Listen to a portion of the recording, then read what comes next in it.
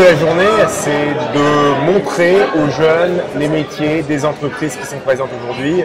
Il y a une dizaine d'entreprises qui présentent tout au long de la journée leurs métiers, leurs opportunités de carrière, soit pour un stage, une alternance ou pour un CDI. On organise ce projet autour d'un décathlon inter-grandes écoles et universités, donc 10 épreuves, 8 épreuves d'athlétisme, une épreuve de foot et cette année une épreuve de basket fauteuil, qui est la première épreuve de basket fauteuil inter-grandes écoles, universités et entreprises. Il y a à peu près 80 établissements, grandes écoles et universités qui s'affrontent sur les terrains sportifs et festifs et 250 formations sont représentées, que ce soit des universités ou des grandes écoles. 6 000 étudiants et jeunes diplômés, à peu près 1000 collaborateurs d'entreprise. Toutes les minutes, grosso modo, ont une activité différente, chacun ayant un parcours complètement personnalisé. C'est un événement qui grandit encore. On y retrouve tous les ingrédients du début, c'est-à-dire l'enthousiasme des jeunes, il n'a pas changé en 7 ans. Ce qui est toujours intéressant, c'est que c'est pas juste une grosse fête, parce que ça, les étudiants, ils savent bien faire. C'est aussi un événement où les étudiants rencontrent l'entreprise et on voit des discussions sérieuses, même si les tenues sont un peu décalées parfois.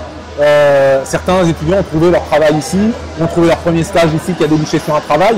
Je suis en école de commerce et je cherche un stage de fin d'études pour l'année prochaine même. Et c'est pas évident de trouver forcément.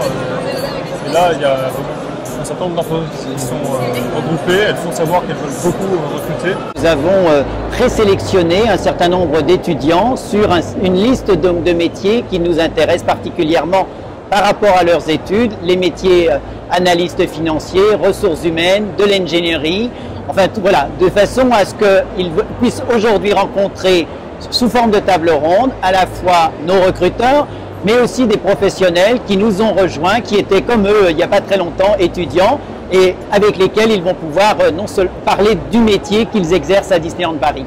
Pourquoi on a choisi le challenge du monde des grandes écoles et universités? Parce que c'est vraiment l'événement qui à la fois est axé sur le sport, sur le forum des métiers, l'emploi des jeunes, c'est quelque chose auquel on est très attaché, notamment depuis qu'on a lancé l'initiative européenne Nestlé pour l'emploi des jeunes l'année dernière. Et puis la partie handicap, donc s'intéresser aux jeunes en situation de handicap et essayer de les inclure dans notre entreprise. Atos est un groupe avec à peu près 18 000 personnes en France, 1500 recrutements, 60% de ces recrutements ce sont des jeunes qui sortent de ces grandes écoles qui font vivre aujourd'hui le stade Charletti. Et donc il était naturel, comme étant en plus le partenaire des Jeux Olympiques et du Comité international olympique et paralympique, d'être ici à Charletti, à proximité du centre du Comité français olympique.